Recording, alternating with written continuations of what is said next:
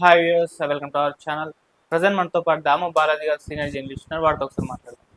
నమస్కారం సార్. నమస్తే. చిన్నారి జాహ్నవి మిస్ అయ్యి నేటికి దాదాపు 18 రోజులు అవుతున్నప్పటికీ ఇప్పటికి కూడా ఆచూకీ అయితే లభ్యం కాలేదు సార్. ఇప్పుడు దీంట్లో హైకోర్టు కూడా ఇన్వాల్వ్ అయిందని చెప్పేసి చెప్తున్నారు. మరి హైకోర్టు చిన్నారి జాహ్నవి పట్ల ఈ కేసు పట్ల ఏ విధంగా రియాక్ట్ అయిపోయింది? అటు పోలీసుల మీద కూడా కొంత విమర్శలు అయితే వస్తున్నాయి. ఎన్ని రోజులైనా ఇంకా కనిపెట్టలేదని చెప్పేసి మరి ఎటువంటి విమర్శలు వస్తున్నాయి? మరి హైకోర్టు ఏం చెప్తుంది? మరి మున్ముందు ఇక ఎటువైపు వెళ్ళే అవకాశం ఉంది సార్ ఈ కేసు? నువ్వు అన్నట్టు 18 రోజులైనా ఇప్పటికి కూడా అసలు కనీసం ఎటువంటి హింట్ కూడా లేదు. ఓన్లీ పుకార్లు మాత్రమే షికారులు చేస్తున్నాయి. పోలీసులు కూడా దీని మీద మాట్లాడడం కూడా మానేశారు. అంటే బిగినింగ్లో రోజు అప్డేట్ చేసేవాళ్ళు. జలుబు తలనొప్పి ఒళ్ళు నొప్పుల నుంచి ఉపశమనం శాస్త్రీ బామ్. జలుబు తలనొప్పి ఒళ్ళు నొప్పుల నుండి ఉపశమనం శాస్త్రీ బామ్ ఇప్పుడు ₹5 ప్యాక్ లో కూడా.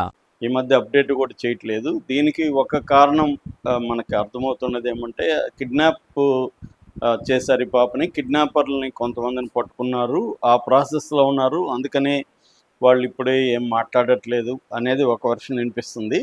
అయితే ఈ లోపల ఇప్పుడు హైకోర్టు పోలీసులకు ఒక షాక్ ఇచ్చిందని చెప్పాలి. పోలీసులు అసలు దీన్ని సుప్రీంకోర్టు గైడ్ లైన్స్లో పనిచేస్తున్నారా లేదా అనే ఒక నోటీసు హైకోర్టు ఇచ్చింది. దీనికి కారణం ఏంటంటే శ్రీకాంత్ అనే ఒక అడ్వకేట్ పోలీసులు సరిగా పనిచేయట్లేదు ఈ కేసులో.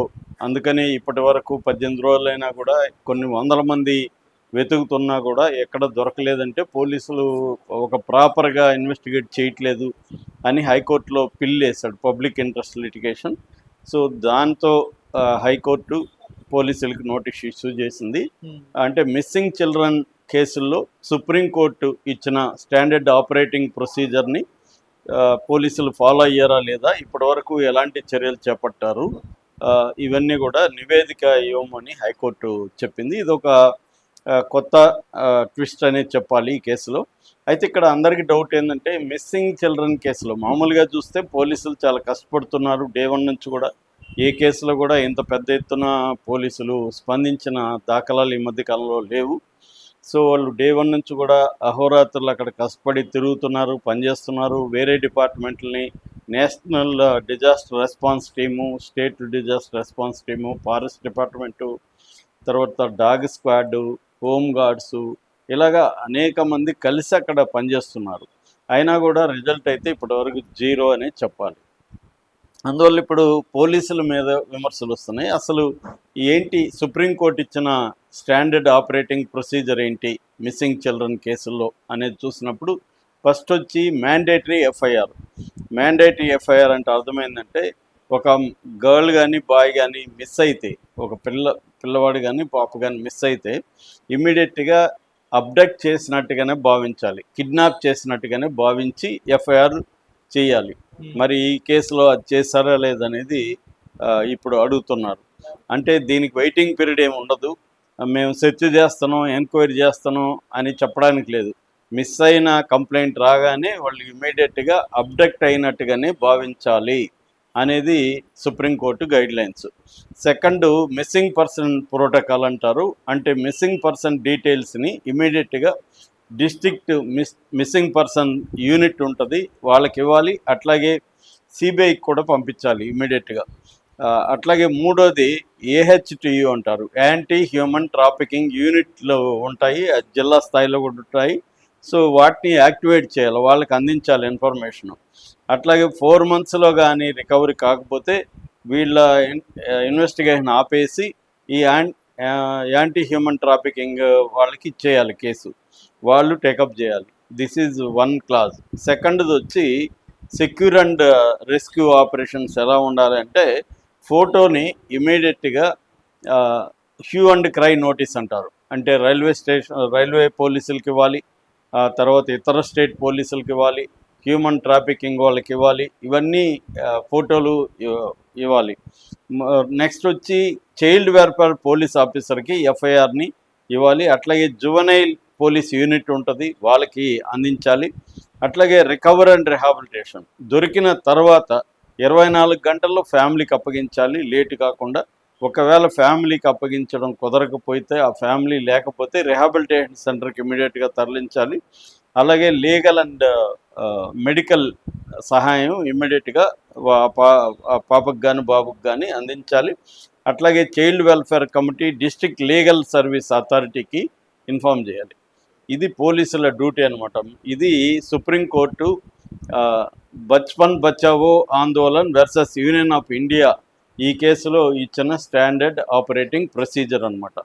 దీన్ని ఇప్పుడు ఈ పోలీసులు ఇక్కడ తుని పోలీసులు ఫాలో అయ్యారా లేదా, ఫాలో అయింటే ఏమేమి స్టెప్స్ తీసుకున్నారు అనేది హైకోర్టు అడిగింది.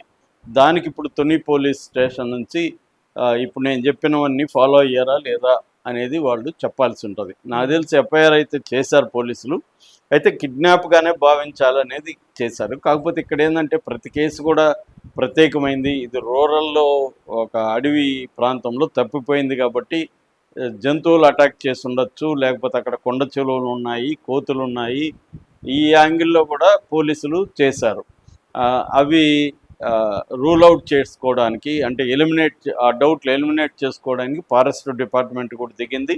నైట్ విజన్ అంటే థర్మల్ విజన్ ఉన్న డ్రోన్స్ సహాయము, తర్వాత ట్రాప్ కెమెరాసు, వీటన్నిటిని పెట్టి అసలు ఆ ఏరియాలో ఎలాంటి జంతువులు ఉన్నాయి, వైల్డ్ అనిమల్స్ ఉన్నాయా లేదా, ఎత్తుకుపోయిండే పాసిబిలిటీ ఉందా లేదా, ఎత్తుకుపోయినా కూడా రిమైనింగ్స్ ఉండాలి, పాప బట్టలు కానీ ఖాళీ మువ్వలు కానీ ఇవన్నీ ఉండాలి అనేది వాళ్ళు ఆ యాంగిల్స్లో కూడా పోలీసులు చూశారు. అట్లాగే నాకు తెలిసి మామూలుగా మిస్సింగ్ కేసులో సుప్రీంకోర్టు ఈ గైడ్లైన్స్ పాటించే ఉంటారు. కాకపోతే ఇవి ఇప్పుడు అన్నీ పాటించారా, ఇవి చెప్పినవన్నీ, లేదా కొన్ని మాత్రం పాటించారా, ఈ యాంటీ హ్యూమన్ ట్రాఫికింగ్ యూనిట్స్కి అందించారా, ఎందుకంటే ఇది హ్యూమన్ ట్రాఫికింగ్ అనే పరిగణించాలి. ఇప్పటి వరకు అందుతున్న సమాచారం ఏంటంటే ఈ అమ్మాయిని జంతువులు ఎత్తుకెళ్ళడం కానీ, లేకపోతే యాక్సిడెంట్లుగా ఎక్కడో పడి చనిపోవడం అలాంటివి అయితే లేదు. ఖచ్చితంగా కిడ్నాప్ చేసిందనేదే భావిస్తున్నారు. సో కిడ్నాప్ చేసింది భావించినప్పుడు 18 రోజులు అయిపోయినప్పుడు యాంటీ హ్యూమన్ ట్రాఫికింగ్ ఇవ్వడం నేషనల్ లెవెల్లో, ఎందుకంటే హ్యూమన్ ట్రాఫికింగ్ అనేది పెద్ద మాఫియా చైన్, అది ఇంటర్నేషనల్ లెవెల్లో ఉంటుంది.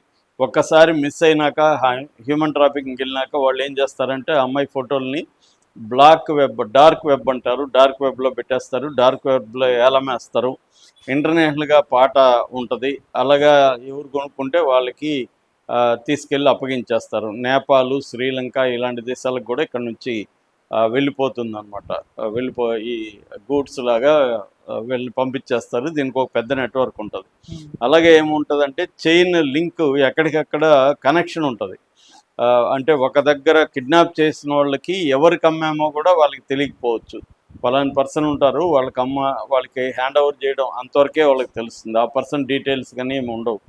అందుకని హ్యూమన్ ట్రాఫికింగ్ అనేది వెరీ వెరీ డిఫికల్ట్ అనమాట. ఒకసారి హ్యూమన్ ట్రాఫికర్ చేతులకి పాప కానీ వెళ్ళిపోయింటే వెరీ వెరీ డిఫికల్ట్. సో అందుకని ఇప్పుడు హైకోర్టు కూడా ఇన్వాల్వ్ అయిందంటే ఇది పోలీసుల మీద మరింత ప్రెజర్ అయితే పెరుగుతుంది. ఆల్రెడీ ప్రెజర్ ఉంది వాళ్ళ మీద. ఒక పక్క హోంమంత్రి అనిత అక్కడ విజిట్ చేసింది, పవన్ కళ్యాణ్ దాని మీద ఫోకస్ చేశాడు. సో ఒక ప్రెజర్ అయితే ఉంది. ఇప్పుడు కోర్టు కూడా, అంటే ఇక కోర్టు తన మొత్తం ఈ ఆపరేషన్ అంతా తన కంట్రోల్లోకి తీసుకునే అవకాశం ఉంది. అంటే కోర్టు ఏంటంటే ప్రాపర్ సుప్రీంకోర్టు గైడ్లైన్స్లో పనిచేస్తున్నారా లేదా, ఊరికే వెతకడం కాదు కదా, ఒక సిస్టమేటిక్గా పనిచేస్తున్నారా లేదా అన్న యాంగిల్లో కోర్టు ఇప్పుడు ఇన్వాల్వ్ అయినట్టు తెలుస్తుంది. ఇదంతా కూడా ఇప్పుడు ఏంటంటే ప్రజలు ఇప్పటికి కూడా జాహ్నవి ఏమైంది, ఆ పాప దొరికిందా లేదా అన్న క్యూరియాసిటీ అయితే ఇప్పటికి కూడా ప్రజల్లో ఎక్కువ ఉంది. దీనికి తగినట్టుగా అసలు ఎటువంటి క్లూ కానీ ఎటువంటి జాడ కానీ ఇప్పటి వరకు లేదు. రకరకాల పుకార్లు వస్తున్నాయి. పోలీసులు అందుకని ఎప్పటికప్పుడు వాళ్ళు డైలీ బ్రీఫింగ్ కానీ 2 రోజులకు ఒకసారి బ్రీఫింగ్ కానీ చేయడం అవసరం. లేకపోతే పుకార్లే బయటకు వస్తుంటాయి. వాళ్ళు అఫీషియల్గా చెప్పారనుకో అప్పుడు ఈ పుకార్లు అనేవి రావు. వాళ్ళు అప్పీల్ చేస్తున్నారు పుకార్లు చేయొద్దని, కానీ వాళ్ళ మీద కూడా బాధ్యత ఉంది. రెగ్యులర్గా వాళ్ళు బ్రీఫ్ చేయడం అనేది అవసరం. Okay, thank you so much.